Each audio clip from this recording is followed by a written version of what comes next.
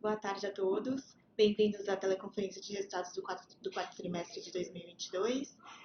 Eu estou aqui com o André Valente, o CFO e DRI, e com o Vanderlei Yaccieri, que é o CEO e fundador. Eu vou ler o aviso legal e depois eu passo a palavra para iniciar a apresentação. As afirmações contidas neste documento relacionadas à perspectiva sobre os negócios e de crescimento da WDC Networks são baseadas exclusivamente nas expectativas da diretoria sobre o futuro dos negócios. Essas expectativas dependem substancialmente das condições de mercado do desempenho da economia brasileira, do setor e dos mercados internacionais e, portanto, sujeitas a mudanças sem aviso prévio. Todas as variações aqui apresentadas são calculadas com base nos números sem os arredondamentos. O presente relatório do desempenho inclui dados contábeis e não contábeis, tais como operacionais, financeiros pro forma. Os dados não contábeis não foram objeto de revisão por parte dos auditores independentes da companhia. Boa conferência a todos. Eu passo a palavra para o Vanderlei. É um prazer sempre estar com vocês aqui para divulgar os nossos resultados, conversar e explicar um pouquinho mais da companhia.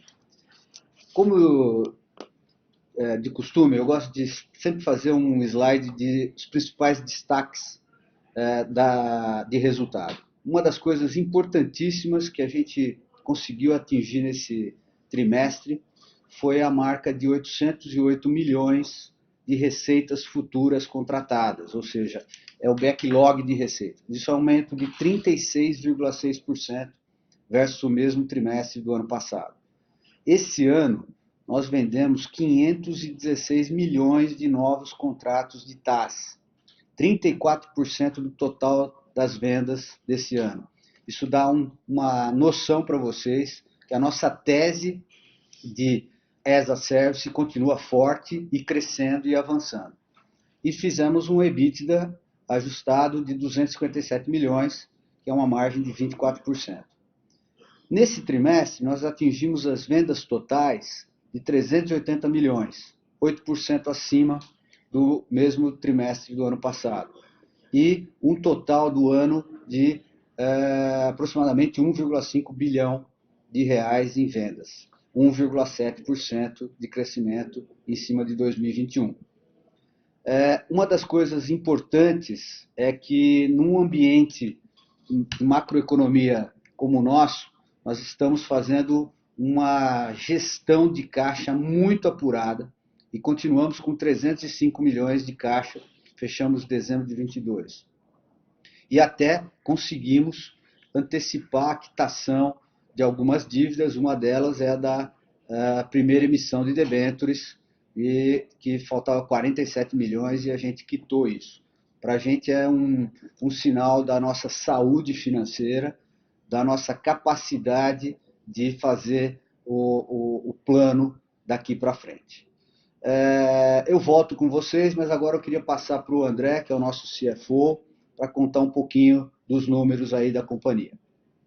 André. Olá, boa tarde a todos. Neste slide apresentamos aqui a evolução das nossas vendas totais consolidado, o qual alcançamos aí 1.481 milhões em vendas totais em 2022, significando um crescimento de 1,7% versus o mesmo período anterior, o ano de 2021. Aqui acho que é importante mostrar também a evolução trimestral, né? O quarto trimestre de 22 entregamos 380 milhões de vendas totais versus 351 do quarto trimestre de 2021, o que significa um crescimento de 8%.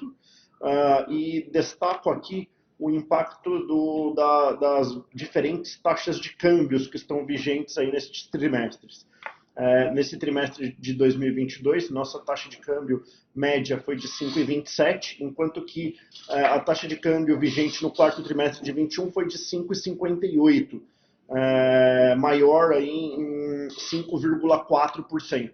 Como a companhia opera com produtos, né, e soluções que têm seus preços todos atrelados ao câmbio do dia da venda, quando pensamos em dólar, nosso crescimento foi maior do que esse 8%. Na verdade, teríamos que somar os 5 pontos percentuais lá que variou o câmbio. Então, estamos falando aí de um crescimento em torno de 13%, o que é uma variação positiva aí, mais positiva do que essa demonstrada aí no número em reais. E também, quando olhamos no acumulado do ano, esse 1,7, pensando em dólar, ele acaba se tornando um crescimento de 6 pontos percentuais.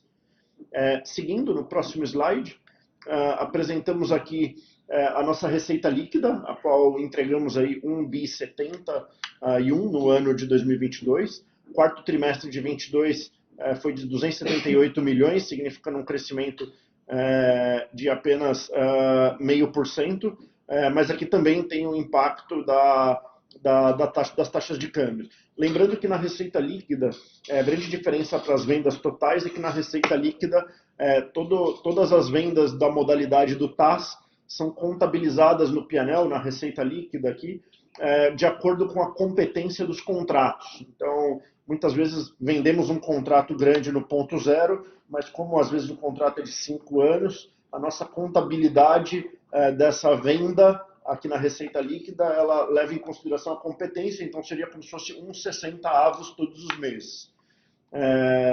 Então, acho que isso demonstra aqui que a gente vem caminhando bem com a nossa estratégia de alongamento dos prazos dos novos contratos de TAS, que, conforme demonstrado ali embaixo, fechamos aí com 55 meses de prazo médio os contratos vendidos no quarto trimestre, dentro daquela nossa estratégia de alongamento dos prazos dos contratos. No próximo slide, aqui apresentamos o desempenho do TAS. Acho que são várias informações aqui de quantidade de contratos. Vendemos 279 novos contratos de locação nesse quarto trimestre, com valor médio de 469 mil reais. E as vendas totais de locações alcançaram 131 milhões no quarto trimestre, que comparado com o mesmo período do ano anterior significa um crescimento de 31%, como vocês podem ver aí no segundo gráfico. E quando comparado com o trimestre anterior, apresentamos aí uma queda de 32%, mas aqui é importante ressaltar que, conforme a gente publicou aí na última conferência de resultados do terceiro trimestre, fizemos uma grande venda a um provedor de internet no valor total de 189 milhões, o qual entregamos no terceiro trimestre 87. Então, esses 87 milhões acabaram aumentando o valor contabilizado aqui de vendas totais de TAS no terceiro TRI, muito por conta desse acúmulo desse único contrato. Relembrando vocês, esse contrato ele totaliza 189 milhões, entregamos 87 no terceiro trimestre, continuamos entregando bem no quarto trimestre este mesmo contrato, chegando aí a 54 milhões entregues e contabilizados nessas vendas totais aí do quarto trimestre, e ainda resta o valor final aí de praticamente 40 milhões, um pouco mais de 40 milhões a ser contabilizado no primeiro trimestre de 2023. À direita, a gente mostra aí no terceiro gráfico a evolução do CAPEX, e aqui a comparação que sempre gosto de fazer. Fizemos um CAPEX de 47 milhões no quarto trimestre, significa um crescimento do dispêndio desse CAPEX para imobilizar aí os ativos alvos de locação, crescendo 4,5%.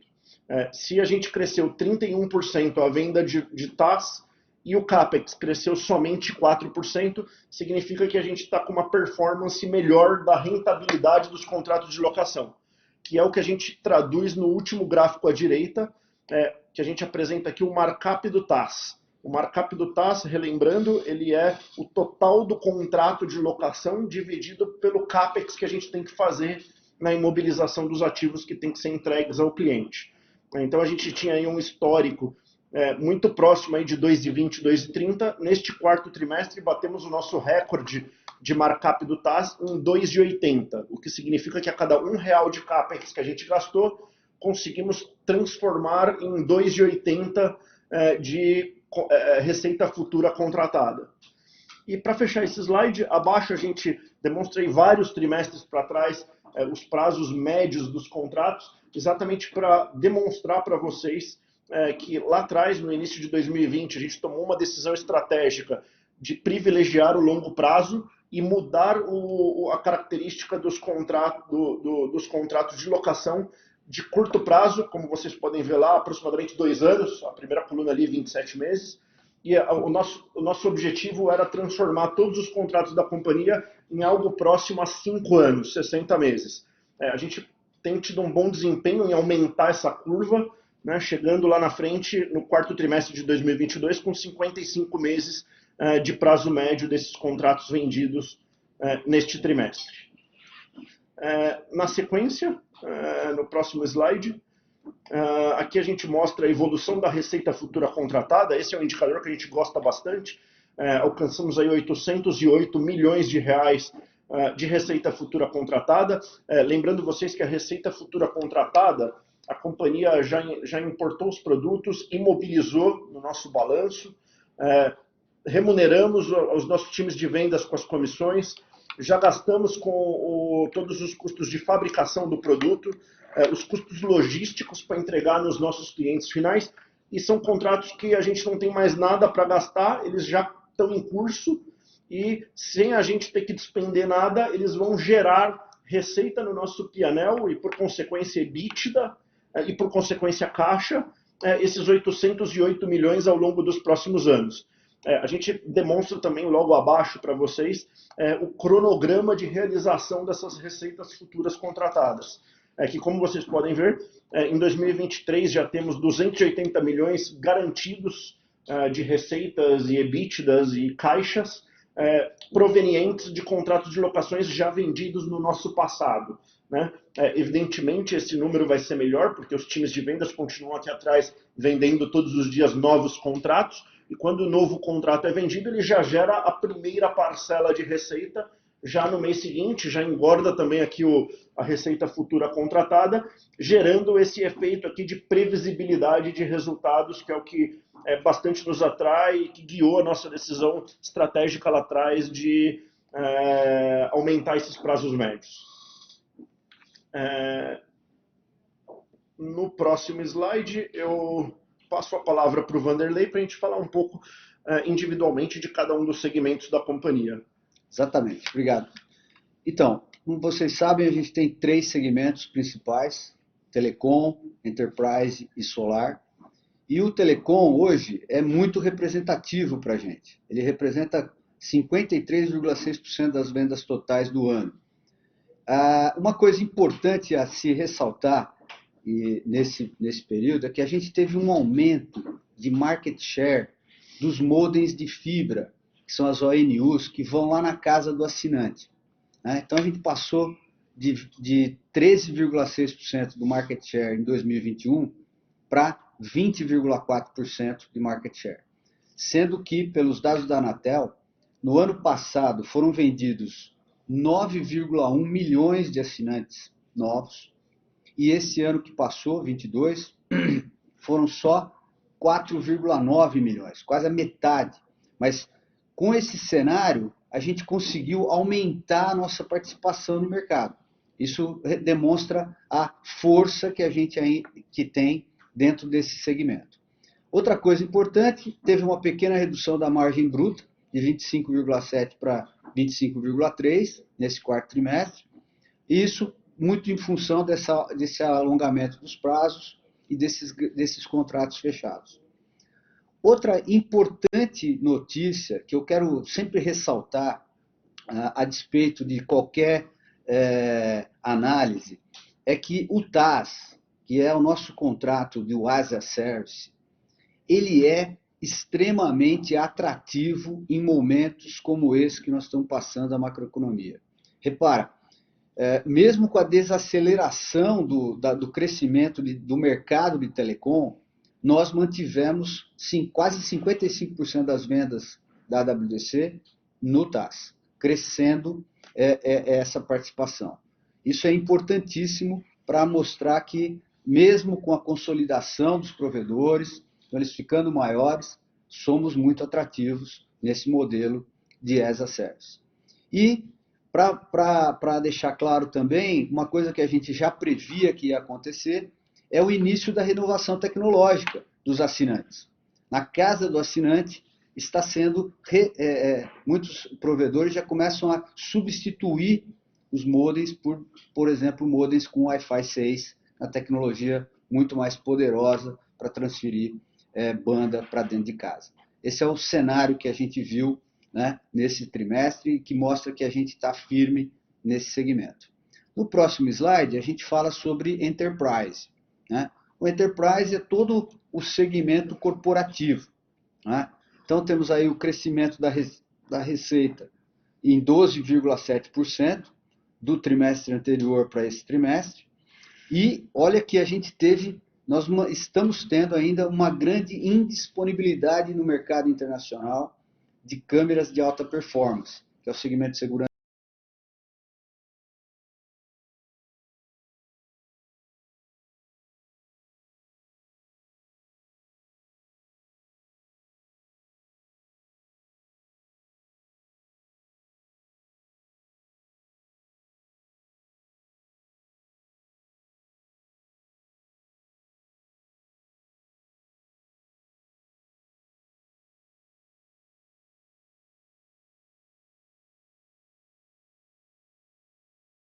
Enterprise é justamente o crescimento da vertical cibersegurança, que a gente cresceu quase 60% nas vendas totais, atingindo 54,8 milhões durante esse ano que passou, mostrando essa tendência que a gente viu lá atrás. O microfone do Vanderlei parou de funcionar. E lá atrás nós fazemos acontecer agora, né? No próximo slide, a gente fala sobre o solar. Tá? O segmento solar foi o segmento dentro desse trimestre que mais sofreu, né? Que a gente teve mais dificuldade na realização das vendas, muito em função do que a gente chama da pressão da concorrência, né? Todos os concorrentes estavam super estocados, inclusive a WDC, que teve um elevado volume de estoque comprado anteriormente, com custos mais altos, né? E que isso pressionou também a nossa margem, né? Nós continuamos implantando novos contratos de TaaS no solar, principalmente no mercado corporativo e dos provedores de internet, que começaram a instalar solar dentro das suas unidades, né? Atingindo aí 6,4 milhões das vendas totais de TaaS dentro do solar. E por causa vamos dizer assim, cenário que a gente passou dentro de 2022, com todas as dificuldades que a gente encontrou, nós implantamos uma reestruturação na equipe comercial, né? Trocamos a diretoria, trocamos a gestão comercial, porque a gente percebeu que a gente precisava ficar mais próximo do nosso canal. A distribuição, né, é uma coisa super importante no mercado de solar. E a gente entendeu também que isso estava deixando a desejar. Então, a gente fez a lição de casa, né? Eu acho que é importante vocês saberem que os resultados não foram bons, né? Perto do que a gente imaginava, mas a gente fez a lição de casa para entrar em 2023 com uma nova estrutura e com uma nova perspectiva. Tá? No próximo slide, eu já passo de volta para o André, para ele contar um pouco sobre os resultados financeiros. Por favor. O próximo slide, por favor. Perfeito. Obrigado. Aqui apresentamos, acho que linha a linha, as grandes linhas aqui descendo o P&L. Acho que alcançamos um EBITDA ajustado de 62,1 milhões no quarto trimestre, que foi aí 17% inferior aos 75 milhões apresentado no quarto trimestre de 21, muito por conta do que o Vanderlei explicou aí nos segmentos sobre as maiores pressões aí competitivas aí de cada segmento, reduzindo aí margens praticadas. Nas despesas de depreciação, a gente viu aí um aumento de 37,8 milhões para quase 45 milhões no quarto tri de 22, um incremento de 18%, na linha de depreciação, que a gente entende que que é uma variação boa, considerando que a depreciação anda muito de acordo com a evolução do backlog de receitas. E como vocês viram lá atrás, o backlog de receitas cresceu 36,6%, e aí aqui a gente viu a depreciação crescer 18%.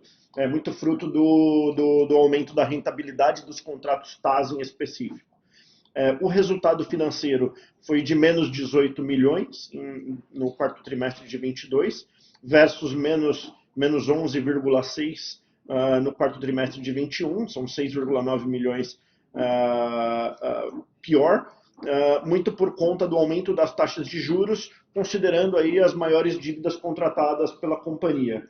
Então, foram quase 7 milhões aí o impacto. E, por final, o lucro líquido ajustado no quarto trimestre foi de 1,6 milhões versus 24,3 milhões aqui no mesmo período do ano passado. Seguindo no próximo slide, aqui a gente mostra um pouco o comportamento da evolução da dívida líquida e alavancagem.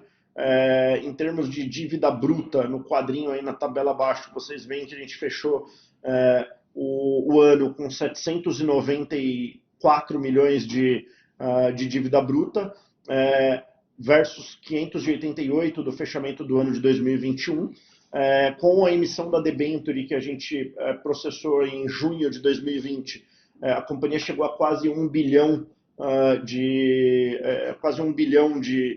dívida bruta. Como vocês podem ver aí, a gente seguiu um bom cronograma de amortização nesse segundo semestre, fechando o terceiro tri com 913 de dívida bruta e fechando o ano com 793 milhões de dívida bruta, num segundo semestre de mais de 200 milhões aí de redução de dívidas. E com isso, né, a gente também vem preservando bastante aí os saldos de caixas equivalentes, o qual a gente colocou a debenture trouxe ao nosso caixa aproximadamente 490 milhões de recurso líquido, os quais a gente ainda mantém entre 305 milhões em caixa na virada do ano, mesmo considerando os dispêndios aí de CAPEX relacionados àquele grande contrato de TAS, e assim como todos os outros contratos de TAS também processados aí nesse segundo semestre.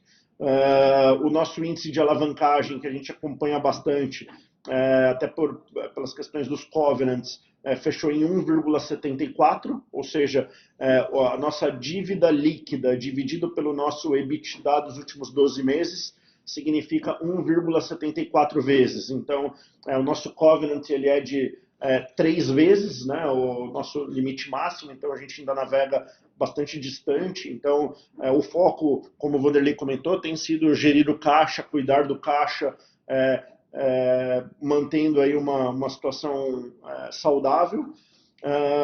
Aqui à direita, apresentamos um gráfico muito interessante comparando a evolução da nossa dívida bruta versus a receita futura contratada.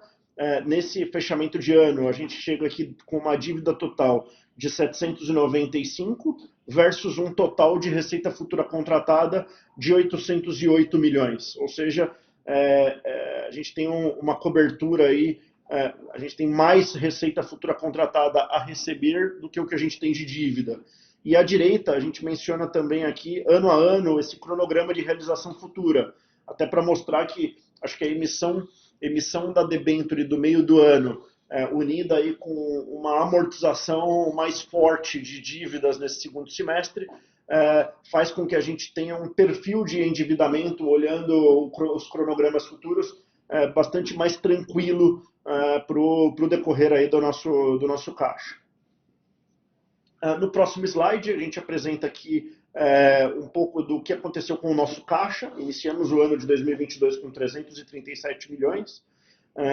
Tivemos uma geração operacional no ano de 285 milhões de reais. Esse é um número bastante positivo. Só para vocês terem uma ideia, o nosso número de 2021 foi de 186 milhões de reais. Então a gente cresceu bastante nossa geração das atividades operacionais. Tivemos aí um consumo nas linhas de capital de giro. Aqui, capital de giro, nos referimos a principalmente contas a receber, financiando clientes, estoques e menos a linha de fornecedores, né, fornecedores internacionais principalmente, consumindo 179 milhões. O CAPEX do TAS consumiu 217 milhões de reais, para fazer aquela venda que o Vanderlei apresentou nos destaques de 515 milhões de novos contratos. E tivemos um serviço da dívida aqui de quase 400 milhões de reais. Nesses 396, temos aqui 300 milhões de 299, para ser mais preciso, de amortização de principal de dívidas e o restante, os outros praticamente 100 milhões, relacionados a despesas de juros aí de dívidas. E à direita, outros itens aí que tocaram também o nosso fluxo. Os 493, basicamente 489 da debênture, mais 4 daquele pequeno follow-on que processamos aí em fevereiro de 2022. Temos aqui o pagamento de dividendos de 11, e temos também a recompra de ações que consumiu 7 milhões de reais, concluindo o ano com esses 305 milhões de caixa, e o que nos permitiu, né, dentro dessa quitação aqui de principal de dívidas, tomamos a decisão aqui de, em 15 de dezembro, quitar antecipadamente a nossa primeira emissão de debênture, que tinha um vencimento que ia até novembro de 2024. Tá? Então foi um total de 47 milhões que a gente desembolsou no dia 15 de dezembro para zerar essa debênture passada. E aí, por final, passo aqui a palavra ao Vanderlei para a gente falar um pouco de perspectivas. Oi, obrigado, André. Bom, eu quero terminar a nossa apresentação dizendo para vocês que, é claro, o ano de 2022 a gente esperava poder trazer um resultado muito mais robusto. Mas a gente não está parado, né? A gente não está sentado em cima esperando as coisas acontecerem. A nossa estratégia como companhia não é de curto prazo. Quando a gente decidiu tomar o modelo de negócio do TAS, a gente sabia que isso é de longo prazo, que traz resultados ao longo prazo. E a primeira coisa que eu quero mostrar para vocês é que nós estamos chegando naquilo que a gente chama da maturidade do modelo de negócio TAS. Por quê? Conforme a gente muda o perfil dos contratos para serem mais longos, a gente faz um casamento muito melhor das receitas, né? O caixa futuro, e aí a gente vai começar daqui para frente a parar de ter o desgaste dessa troca, desse reshuffle, e melhorar o nosso resultado. Isso foi uma decisão difícil de ser feita lá em 2020, mas a gente tem certeza que isso vai ser muito positivo no futuro, né? A gente tem ainda mais 1 ou 2 trimestres, mas aí a gente vai começar a sentir toda essa mudança desses alongamentos de prazo daqui para frente.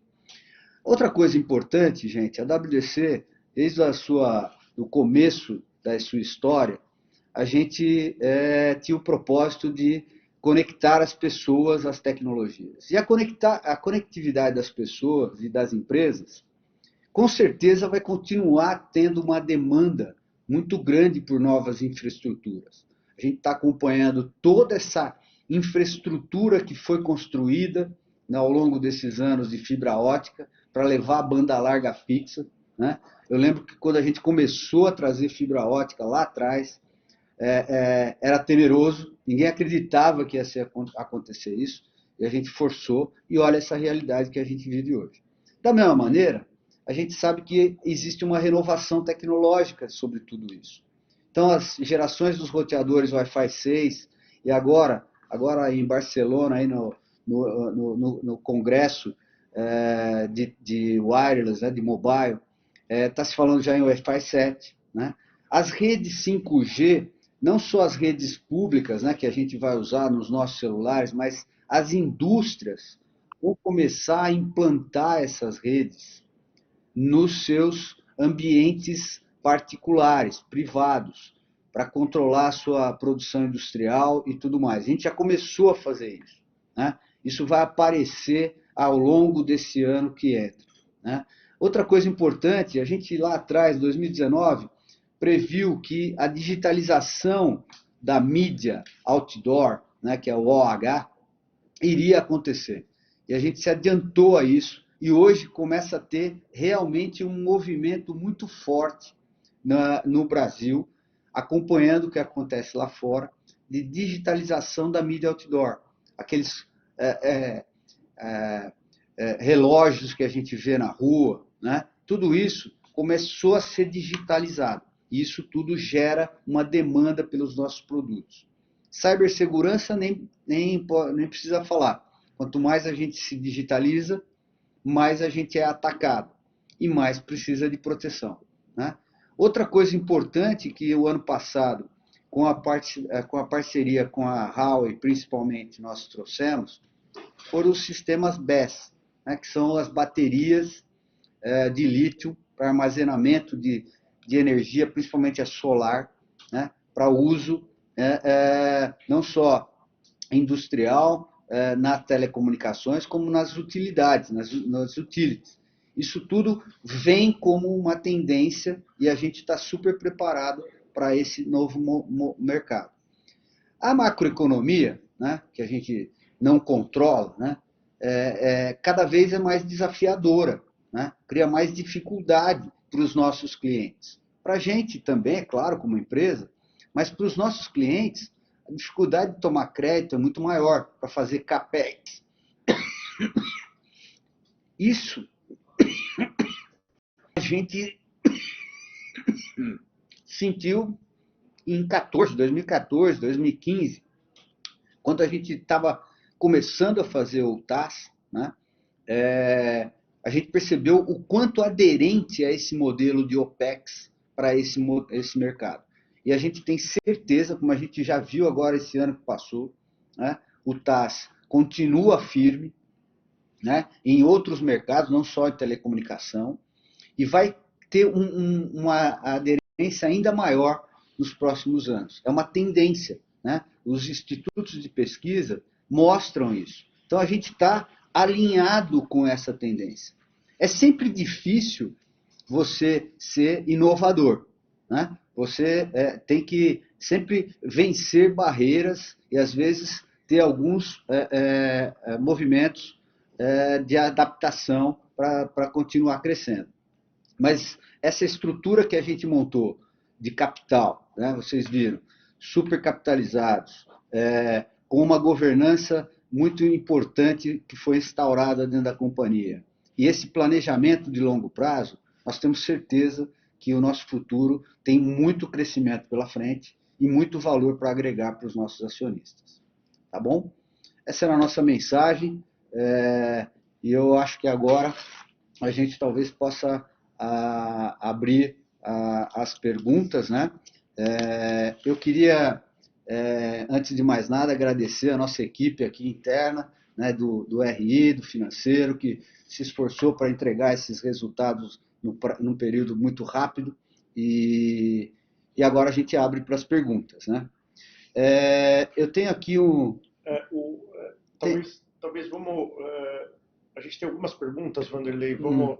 em ordem aqui, a gente viu uma pergunta sobre a questão da queda do nosso lucro, rentabilidade, ROIC e demais indicadores, e aliado a isso também a receita estagnada de 2021 para 2022. E aí o investidor pergunta se não seria o momento da gente criar uma nova fonte de receita ou segmento para tentar mudar esse cenário. Ótima pergunta. Olha, na verdade, a gente já colocou em prática durante esse ano, não posso te dizer que seja uma nova unidade de negócio, porque ela ainda não tem tamanho, mas a gente entrou muito forte no mercado de data center corporativo. Ou seja, não é mais para vender para o provedor de internet, que a gente já tem aí uma larga experiência, a gente abriu esse mercado lá atrás, mas a gente agora está com uma parceria, principalmente com a Huawei, para fazer a infraestrutura dos data centers corporativos, né? A gente já tem um negócio muito grande em andamento e sendo implantado, né? E tem muito pipeline pela frente.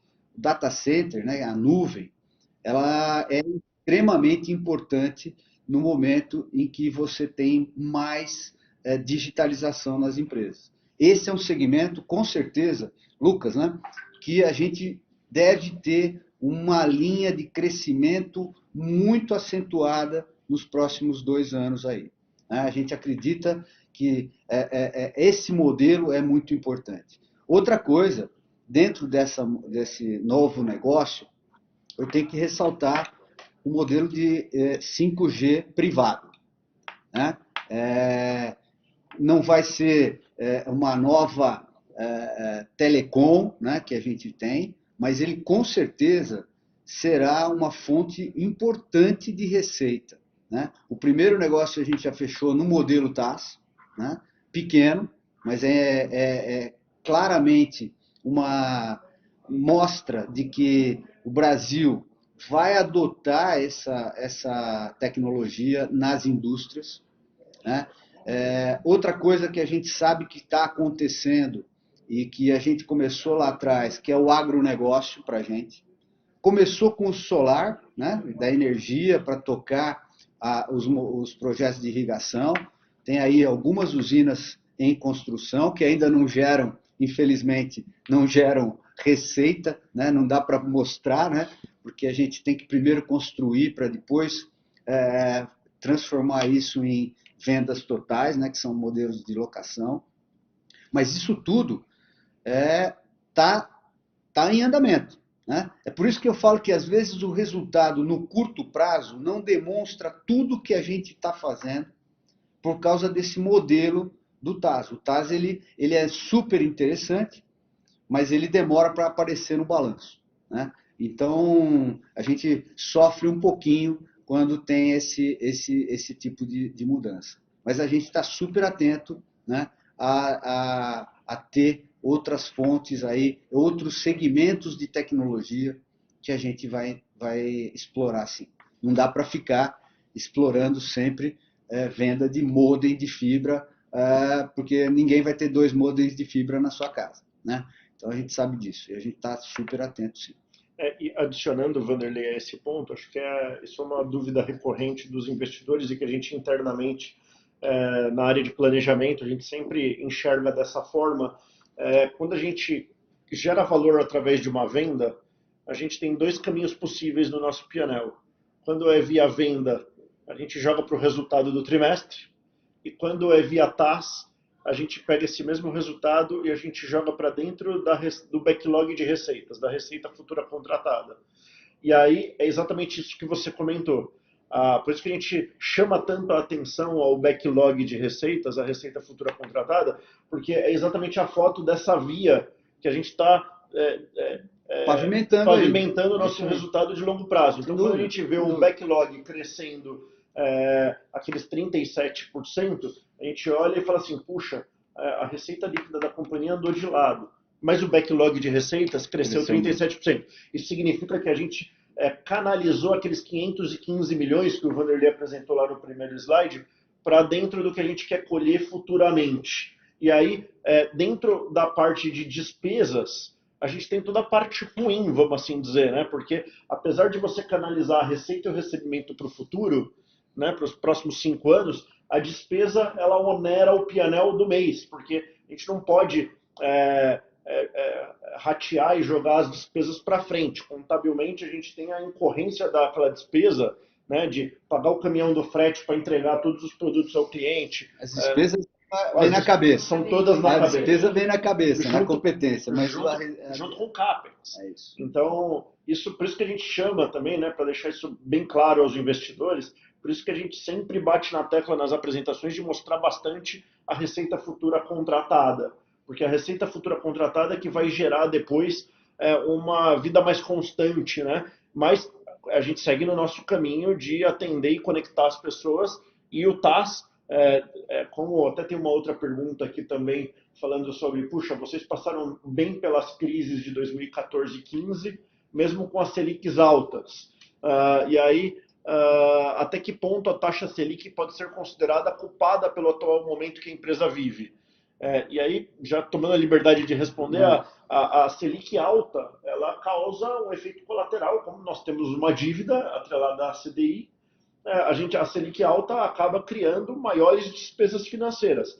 Mas como vocês viram lá no nosso P&L, isso é uma coisa que é um problema nosso? Sim, é um problema nosso, por isso que a gente também tem feito essa agenda de cuidar do caixa e pagar o quanto antes as dívidas, né? Então, ter virado o ano com 305 milhões em caixa, no nosso exercício orçamentário de 2023, a gente ter tomado a decisão de pré-pagar uma debênture, né? Que a gente está num momento atual que as pessoas estão com incertezas se os bancos vão ter que disponibilizar crédito, qual vai ser o preço das novas dívidas, e a gente tomou uma decisão de pegar uma debênture que era bem contratada, que era aquela debênture de 2019, e quitar ela antecipadamente.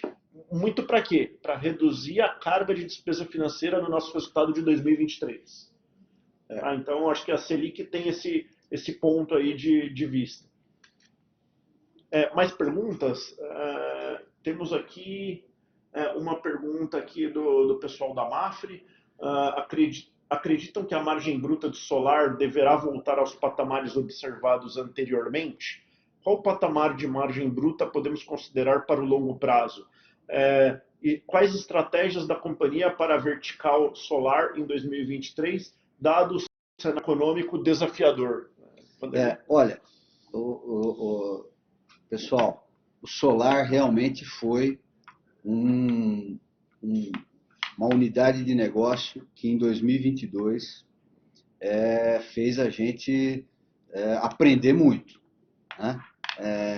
Na verdade, o aumento da competição lá fora fez a gente repensar toda a nossa estratégia comercial, né? Vocês viram que a gente focou muito na construção de usinas e não ficar só no varejo, né? O varejo de solar, hoje com 26 mil instaladores, ele é um ambiente complexo, né? A virada do ano para 2023, com a mudança da legislação, tem assustado o cliente, e não é motivo para se assustar, com certeza. A gente já fez todas as simulações aqui, ainda vale muito a pena fazer investimento de energia solar para sua casa, para o seu pequeno negócio, né? Mas o mercado se assustou, né? Porque no final do ano passado, todos os instaladores meio que fizeram um terrorismo, né? De dizer, olha, se você não comprar agora, não vai mais valer a pena. Isso assustou o cliente. Não é verdade, né? A verdade é que a energia solar no Brasil tem ainda muito espaço, né? Muito espaço. E a gente sabe que os projetos precisam ser um pouquinho mais sofisticados, né? A gente tem investido muito junto com os integradores, e é por isso que a gente fez essa reestruturação, para ficar mais próximo deles. Nos últimos 3 meses, eu posso te dizer para vocês que eu fiz quase uma expedição, tá, no modelo que eu tinha feito lá atrás, né, conversando com esse instalador, entendendo o que ele está sofrendo lá na ponta, né? E por isso, eu tenho certeza que a gente vai conseguir colocar para esse instalador, principalmente o instalador que tem a característica de qualidade, porque nós fizemos uma opção, pessoal, para trazer produto de qualidade. E o mercado foi completamente para preço. Então, é uma dificuldade, né? Você vender um produto que é muito mais sofisticado, que pode ter bateria, ele já está preparado para receber bateria, né? Então você não precisa ter um gerador na sua casa, na sua empresa, né? Ele tem todas as proteções elétricas no padrão mundial, e competir com um produto que é pé de boi. Preço por preço, cara, pô, eu vou no mais barato. Não é isso que a gente vê no futuro para esse mercado. A gente vê que o cliente vai ficar mais sofisticado também. Ele vai ter um carro elétrico, ele vai ter um carro híbrido, ele vai querer ter uma fonte de energia mais com mais proteção, né? E a gente imagina que esse mercado retome. As margens, só para deixar claro, claro, essa margem que a gente teve no último trimestre foi muito abaixo, consequência de vários fatores. Essa pressão do mercado, os nossos estoques comprados lá atrás com valores que ao longo do ano caíram, né? Isso tudo se corrige, né? E a gente imagina que essa margem volte para o patamar que a gente tinha lá no começo, né? Na ordem de 15, 20, até 15, 18%. Esse é o patamar que a gente acha muito saudável para esse mercado. Vai demorar um pouco? Vai demorar um pouco. Mas a gente deu remédio já. A gente já está tratando muito bem esse cliente, esse canal, né? Que está preocupado lá na ponta em entregar qualidade. Então, isso tudo no mercado de varejo que a gente está fazendo, não vai ter tanto volume quanto os de baixa qualidade, mas vai ser uma venda saudável. E aí, o outro lado, as usinas, né, principalmente do agronegócio. Isso com segurança, a gente tem uma perspectiva dos próximos 2 anos aí de implantar várias dessas usinas, né, e isso vai trazer uma qualidade de receita, uma qualidade de venda muito melhor. Temos mais perguntas? Acho que você já tocou. Existe uma pergunta sobre, eventualmente, novos produtos para diversificação de portfólio. Acho que a gente já falou um pouco, né? Sobre o data center, sobre o 5G privado, né? Wi-Fi 6 e 7, né? A parte de IoT também, que é uma coisa importante, né? A gente agora mais próximo do segmento de agronegócio, né? Que para a gente é novo, tá? A gente conhecia muito bem telecom, a gente conhecia muito bem segurança eletrônica, entramos no solar, agora estamos explorando o agronegócio, né? Que é 25% do PIB brasileiro. Tem muita oportunidade ali e a gente com certeza está trazendo coisas aí. A gente criou uma diretoria de novos negócios aqui dentro da WDC no final do ano passado, né? Justamente para ajudar nessa visão de longo prazo, né? Aquilo que vai ser receita daqui para frente. Então a gente está super atento a essa diversificação de portfólio, sim. Não estamos parados, não. Tá? E a gente tem uma outra coisa muito importante, a gente continua numa jornada de digitalização da companhia. Tá? A WDC está evoluindo nesse processo de se transformar numa empresa mais digital. Então a gente trouxe o ano passado também alguns profissionais na área de TI para nos ajudar nessa mudança, né? Isso vai ajudar a gente a analisar melhor os dados que a gente tem, né? Analisar o tipo de cliente que a gente atende, com o que a gente atende, o que precisa para esse cliente performar melhor. Tá? Temos mais? Sim, temos uma última pergunta de qual poderia ser os efeitos da reforma tributária sobre o TAS. É uma boa pergunta, né? Porque a gente sabe que o TAS hoje ele não é tributado, né? Ele não tem ISS, ele não tem ICMS, né? A decisão do STF é que aluguel, né? Essa decisão é Súmula 31. Súmula 31, né? Locação não tem imposto sobre serviços, não tem imposto sobre circulação de mercadoria, né? Então, eu tenho a impressão que isso vai ser mantido. A gente não sabe exatamente, né? O Brasil sempre tem notícias aí, né? Mas eu acredito que a gente tende a ser bem beneficiado com isso, né? Porque deixa de ter esses tributos todos na mensalidade, né?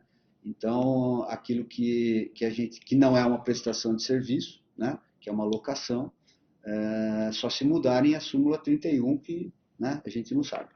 Mas eu tenho a impressão que vai ser muito bom né, essa mudança para a gente. Né? Por quê?